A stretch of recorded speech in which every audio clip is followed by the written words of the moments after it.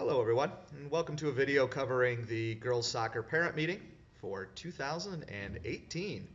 So this PowerPoint and this video live on the girls soccer website, which I'm going to show you at the end. And so you will be able to see this PowerPoint if you want to write anything down or watch this movie again, I guess, later on. So I am Andrew Kartsunis. I'm the girls varsity coach, and I also teach physics at the high school and coach the boys team. This is my information. Coach Garrick is back with us as a JV coach. JD Wheeler is our athletic director, and in the middle of April we'll get Jilly Martinson back. Currently we have some people filling in as she is out on maternity leave at the moment. All of these numbers are available to you. It's easiest to get a hold of Coach Garrick and I with cell phone, which we usually have with us, and send us a text message, but certainly you can email, right, or use those other numbers. Talking about Jilly, our trainer, it's one of the great resources that we have here. She's really our first line of defense when it comes to injuries. She will provide us contact with ATI Physical Therapy, where she works through. She can provide us with contacts with local orthopedic doctors, and she's really the one you're going to go to from anything from just a light sprain to a pulled muscle to something more serious. She's usually at all of our home games. And really is the first person we want to go to get everything looked at. She's just a tremendous resource for us and has really helped over the last few years work on the health of our athletes. She's around every day, usually starting around 2 o'clock in the outdoor training room next to the soccer stadium. I don't think they've moved out there yet, but they will shortly. If you need to get taped, it's advised that you get there right away so that you can get in line, get taped, and then come out to practice so you don't miss too much of practice. And the same thing before away games, she would be happy to tape you, especially if you like the way she does it as opposed to kind of playing it by ear when you get to an away game. Usually most teams will have a trainer, but you don't know how they tape ankles and whether it would be the same as Jilly. So probably best to have her do it if you like the way that she tapes you up. Anytime that you have an injury which is serious enough for you to go to the doctor, Jilly is going to expect that you bring a return to play form from the doctor. Okay? You got to have the signed release from the physician. Otherwise, she's not going to let you play because she's going to obviously she's going to take the advice of the doctor, right, in this process. There is a form for this, which I will show you on the forms and fees page of the website, but she's going to be looking for that signed receipt from your physician. Concussions have been a big thing over the last few years, especially on the girls' side of things, where concussions happen quite often. So, we're going to take those definitely very seriously. We have a protocol that we go through, a 5-step protocol that we go through here in Hartland. And again, Jilly has contacts with local clinics that specialize in this kind of thing. So if you feel you might have one, if we haven't caught it there at the game, again, Jilly is the first line of defense. We do have what's called a return to competition form here on the forms and fees page, which you'll have to take to your doctor and get filled out. And really, that just starts the process. Because once you get cleared by your doctor, she's then going to put you through a 5-step process. It's going to take a good week, 2 weeks, even in a mild concussion, to return to play. We take it very seriously. Many times the serious effects that occur from a concussion are when you put them back into play too soon. And then just the workout can re-damage things even without getting a further concussion. So again, we're going to take it very seriously. Jilly is our point person on this and has a process that she will run you through. If it's a home game, she's going to be the one that's evaluating you. If it's an away game, the opposing team's trainer would evaluate you, then contact Jilly. And if there's any question at all, you're just going to sit out for that game until you can get to see Jilly. This is a new thing, and they started this last fall with the boys season, but they had some issues with parking. We generally have issues out on that little parking lot that's by our practice fields when there's baseball and softball and us and maybe lacrosse or track on the main field. And so, we have all sorts of issues with that. So they really cracked down this year. They have a number of people on campus that are allowed to write tickets besides the local police, but they will be driving by and ticketing if you're in fire lanes or handicap spaces. So park in proper places only. and then you won't get ticketed. And they actually did this a few times during the boys' season because they had issues last year with being able to get emergency vehicles around the loop and buses from other teams and things, but especially emergency vehicles around the loop if we have cars parked all along the sides and in the fire lanes. Physicals, everybody at this point has a physical turned in, had to be dated after April 15th, 2017. Pay to participate this year is again $175 per athlete per sport. So if you've already paid it for another sport, you got to pay it again. If you're also running track, you only have to pay it once this spring. They would like fees paid prior to April 9th this year, prior to April 9th. There is a refund policy for partial refunds if you're injured for some reason, not if you decide to quit, but if you're injured and unable to participate, and they'll prorate that. If it's not ready now, it will be soon. Payforit.net is where you go. There's a link on the website, but it's the same place you go for registration at the beginning of the fall, and it's the same account, so you can open up the same account and it should be available to you. If not now, then shortly. There are scholarships that cover this. There are full scholarships, partial scholarships, and payment plans. All of those things can be done through the athletic office with no contact through the coaches or anyone else. So it's a completely private thing. There is a scholarship request form that is on the forms and fees page again of the website, and you print that off, you bring it in and turn it into the athletic office, not to your coach, and then they will contact you and set that up with you. If you need any of those, please do again by April 9th, and that would be good. So even if payment plans have to go past that, that's okay, as long as you've set it up with them just so they know that eventually it's going to get paid. There is an additional booster fee that the girls have of $115 per athlete. That's got to do with the fact that we do a fundraiser, the U of M fundraiser in the fall, but it's kind of hard for girls to do these days because they're all playing, so it's often hard for them to make up the spots. So if you weren't able to work, right, then you are responsible for this $115. This pays for things like our kit, our banquet, our senior night, meet and greet, the indoor space we used at the Legacy Center, and those kinds of things that aren't paid for by the school. And so without this fee, we wouldn't be able to do those kinds of things. Fees can be paid preferably by check to Hartland Girls Soccer Boosters.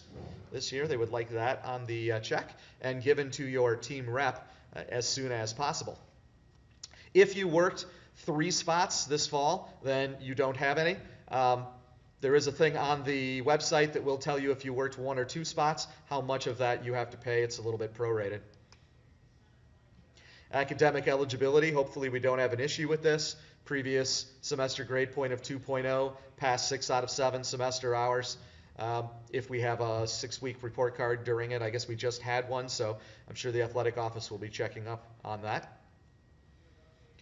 There is a thing called academic probation, which is kind of like a get-out-of-jail-free card that you can use once during your 4 years at Hartland. If you have a grade point that is a 1.5 to a 1.99, but you still manage to pass 6 out of 7 of your classes, then you can use this once. And that will allow you to be on academic probation and play. But again, once you use it once, the next time you have a 1.5 to a 1.99, you will be ineligible for that season.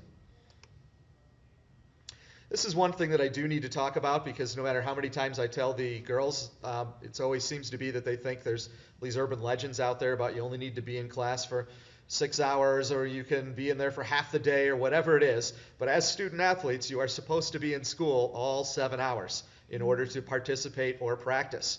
Remember that more than 10 minutes late for class is an absence, including in first hour. So on a game day especially, you're supposed to be here all 7 hours, not just half the day, not just the second half of the day so that you can sleep in, but all 7. Now, if you have something like a medical appointment, a dental appointment, you're a senior, you're going to visit a college, that's okay.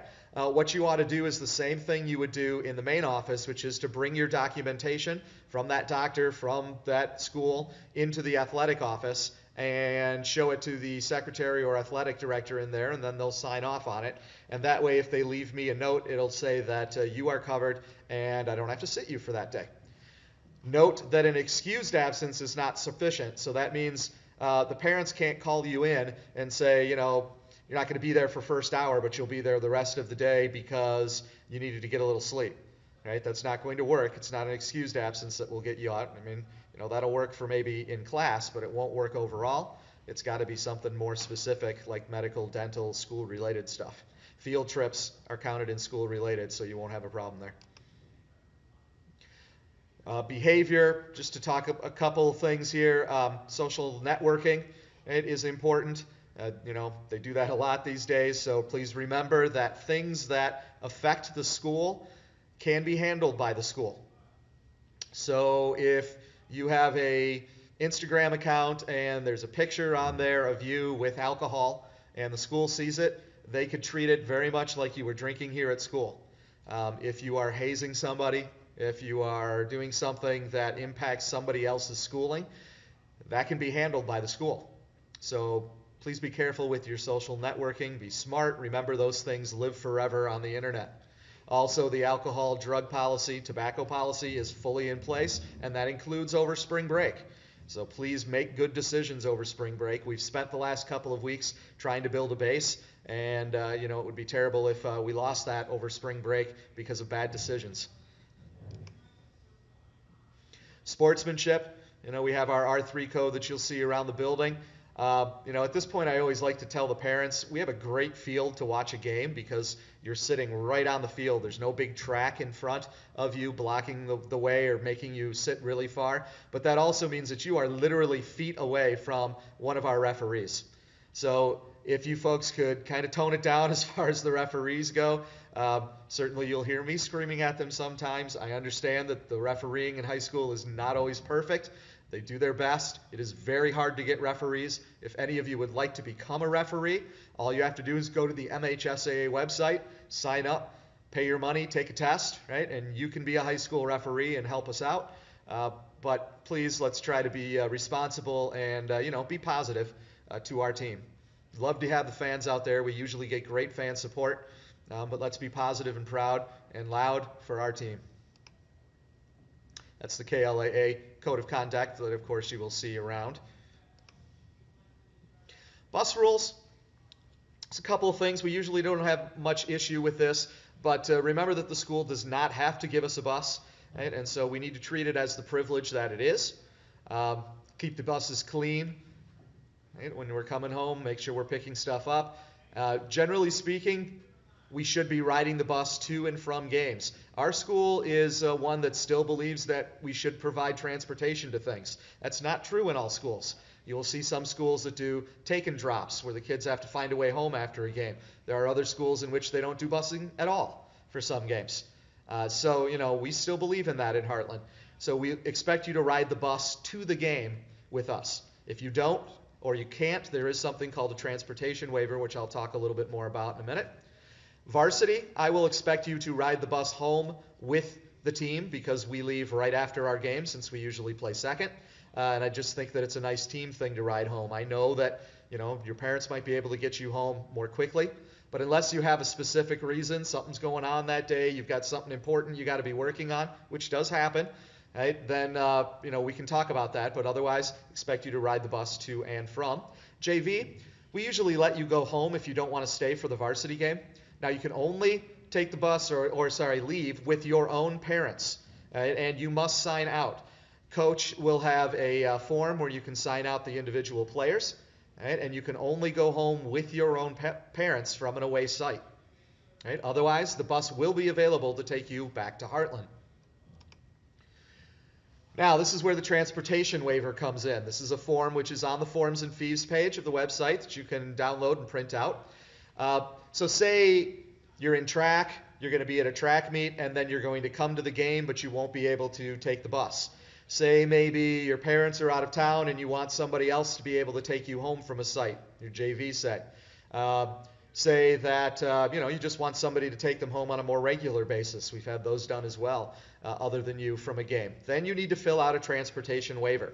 This is a form which gets filled out in a per game circumstance, unless this is a long-term thing like we want these parents to be able to take our kid home from any game. And it goes into the athletic office, and they sign off on it, and then they give it to the proper coach, and we sign off on it so that we know where you are and whether you will be taking a bus or not, so that we can keep track of you. Again, this is something that needs to be done before a game. Usually not the day of the game. Okay, so beforehand, if you have that planned out, that's fine.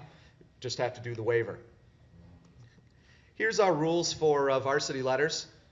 Okay, so you can read that. Equipment. One of the key things about equipment a few years ago, in high school soccer, you're supposed to have this NOCSI stamp somewhere on your shin guards, and you note that it has height specifications. Theoretically, a referee could walk up to you, especially if he thinks you have like, U6 teeny little shin guards way up your leg near your knee or something. He could conceivably walk up to you and say, show me your stamp. You'd have to pull your sock down, and your stamp would have to have a height on it that matches your height. Right? Otherwise, you're improperly equipped, and you can't play until you are properly equipped. Now, the shin guards don't look any different than ones that don't have this stamp. Okay? But this is something they started to do. NOCSI is a group that does football helmets and baseball helmets and bats and things like that. It's a national group that looks at safety. So you can buy these shin guards at all the same places you can buy regular shin guards. So if you're going out to buy some, if you think your kid's going to be playing high school for the next 4 years, might be good to get them a set of shin guards that meet high school specs. Because you never know when a ref is going to be picky about it and ask. And that's especially true when we get to tournament time at the end of the year. I've only seen it happen once or twice, but it is something that they could check. Uniforms, we get great kits. These are things that we buy, the boosters buy. Right? They belong to the school, so that's one of the things that we have to fundraise for in the fall. We generally wear something on game days. It'll be discussed at your practice, whether that's dressing up, wearing your warm-up jacket, your jersey, something like that, to show kind of everybody that we have a game today, right? Little team aspect to it as well. Everything but the socks, right, are the schools. We don't want the socks back. So you have to turn those in at the end of the season, hopefully in good condition. Otherwise, if you lose things, if you damage things, you have to pay for them. And as you probably know from club soccer, all of this high-end Adidas stuff that we wear can get very expensive if you're not taking care of it. So make sure you're picking things up from game sites, from practices, right? And that you're washing it and keeping it safe all year long, and so that you can turn it in at the end of the year. The socks are purchased, and then you get to keep them because we really don't want them back. They're these high-end Adidas socks, same kind we used last year. They'll be $25 for the 2 pairs, right? So $12.50 a pair. Checks made out to Hartland girls soccer boosters and given to your team rep. If you want extras, I usually will have extras for $12.50 a pair if you want another set. That's actually a good price. I think they retail for $15 to $20. So schedule, I'm going to show you on the website, but that's where you're going to want to look for schedules of games and things. One little thing, we do have team pictures coming up on Wednesday, March 21st, 2:30 p.m., soccer stadium, if the weather's nice enough, or in the gym. We'll talk to you about which uniform you're going to wear, which kit you're going to wear, depending on what you decide for those pictures. You'll get picture forms. Hopefully you got them on Monday, and you'll have them to bring home to your parents, or I'll have some at the parent meeting as well. We do need a few volunteers once we get to game time. We need an adult to run the clock and or announce. This can be one person or this can be several people. Running the clock is pretty basic. It's turning it on and off and setting it. I can show you in just a couple of minutes how to run a clock. The referee tells you when to turn it on and off, other than the obvious goals or halftime, that kind of thing. And so that's a pretty simple one. Announcing really isn't as hard as it seems, because Mrs. Devitt in the athletic office gives you a script, which you can read at the beginning of the games. You don't really have to do play-by-play. There are some announcers that are comfortable reading off who's subbing in, who scores goals, things like that. But really, as long as we get somebody to announce at the beginning of the game to get things going, that would be great. You get a great seat because you're right up in that raised area, right next to the field. You get to hear all the kibitzing between the coaches and the referees at halftime and all that kind of stuff. Can't really yell very much because you're running the clock, but still, it's a great place to watch the game, and it's got a roof in case it rains. Like I said, athletic office provides a script, so it's a fairly easy thing, and we can train you to run that clock. Hopefully we'll get some people to volunteer. If we don't get people to volunteer to announce, then we won't do announcements, basically, is the way that'll work. So if you want to hear the announcements, somebody please volunteer. Game schedules and locations. I'm going to show you the girls soccer website, which hopefully you've seen now. It is important to check it for several reasons. A, it will be the most up-to-date place. I change it instantly. I can change it on my phone as soon as something changes, and I know about it, right? I can sit down and do it right away. Secondly, because the addresses that I have for game sites, for away games, are accurate. A lot of times on the school's website, it'll just say Brighton High School, and if you click on it, it'll give you directions to Brighton High School. But if you go to Brighton High School, you're not going to see us play because they play somewhere else, right? They play at Sloan. Howell plays at Parker Middle School. Right? We don't play Pinckney anymore, but they were one that used to. And so it'll always say, we play Novi. They play at a local elementary school where their soccer stadium is. So it'll always tell you that, all right, on the website. So it's a good place to check out and make sure you're heading to the right place. As well as to check to see if you're worried, is today's practice canceled? Easiest is just to look on the website rather than calling the athletic office, because mine will be as up-to-date, if not more up-to-date, than theirs will. So let me show you the girls soccer website here. Ooh, maybe not. Here it comes. So there's the girls soccer website. You can get to this through my website. Right? So if you go to Hartland High School, let's see, staff, right? Yep, staff, and then, let's go there. Go there, teachers and staff, there it is. And then you go down to my name. There I am. All right, this is on my website. You can see I've got physics websites up here, boys soccer, girls soccer. Right, so the girls soccer page doesn't have too much on the front page. Again, the pages you're going to want to look at, forms and fees. Okay, there's the team rules I'm going over right now. Physical forms, emergency contact sheet. Here's some information you're going to want to look at, right? Booster fee, sock fee that I was going over. This little sheet here is from last year, but I still believe it's accurate. If you missed, or if you have to pay the booster fee, right, and you worked no games, $115. If you worked one game in the fall, $80. If you worked two games, $40. Right? Paid to Hartland girls soccer boosters is what they would like. Pay to participate. If you click on this, it takes you right to the payforit.net website. You can use the same account you used when you registered in the fall. And then here's the scholarship request form that I mentioned earlier. Oh, you have to click on here. It takes you to this page. And it's here. There it is. Right, so there's the form, right, that you would print out, fill out, and turn into athletics. Here's the return to activity form in case you have a concussion that you would want to bring with you to your doctor, print out, have them fill it out, bring it back to Jilly. And then the transportation waiver, again, that I talked about. If you have questions about this, please just ask me about it. Okay, this is something that we usually have to work through a little bit here at the beginning, especially for those of you who haven't seen it before. But remember, this is supposed to be filled out before day of situations, right? So that it can be turned into the athletic office where the athletic director will sign off and then put in my mailbox so that I can sign off and take it with me to games so that I know where you are. And this again is if you're going to be doing something other than riding a bus to a game, or if you're going to be doing something other than having your parents take you away from a game, and for varsity pretty much all the time, if you're going to have your parents take you home from a game site. Right? But for JV, if you want somebody other than your parents, we can only release you to your parents, so you have to have the transportation waiver. Okay? And it's right there on the forms and fees page. The other main page, there's other things. The records page is kind of interesting to look at, but the schedule page is a big one. So here's the calendar.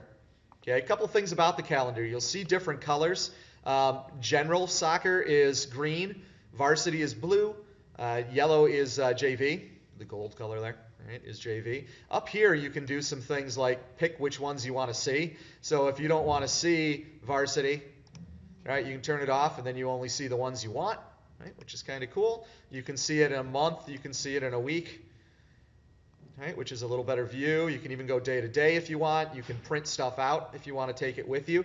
This little button down here is nice. If your phone is set up the right way and you go to this website on your phone, click on this, it will try to put this calendar, or actually these three calendars, onto your phone. And if that works correctly, doesn't always, but if it works correctly, when I change my website, or change this calendar, it should change on your phone as well. So you would have the most updated website, right, that you can have. When you click on these, you'll notice they give you information. Let me click here on JV game on this Thursday. And you'll see it gives you a where is the game, right? A little map. It's a Google map if you click on it, right? And might have information like bus times. So the bus time for this game is 3:45 p.m. out in the front of the school. If you click on the varsity one, it's similar. Okay, notice the same bus time. Again, if this is a game against a team that doesn't play at their high school, it'll tell you here. It'll say varsity game against Novi, but at this field. Right? So this is where you're going to look to see that. And again, if anything gets canceled or whatever, it'll be here. You can see that I've tried to update this for every practice and every game all the way through till we get to varsity soccer districts at the end of May. Right, so everything is in there all the way through, including chess sessions, outdoor practices, hopefully if the weather ever makes the field available, right? And every game so far is up there. So definitely a place you want to take a look at and maybe put it on your phone so that you see it, or at least link up on your phone, bookmark the page so that you can head there and see this. This is always updated. So that's pretty much it for the parent meeting notes. So if you watch this movie, then I will be able to go over it a little quicker in our meeting, hopefully. But this will be available to you on the website. I'll probably put it right on the forms and fees page, and it'll be a little movie there that you'll be able to watch, just a YouTube video. So hope you enjoyed it.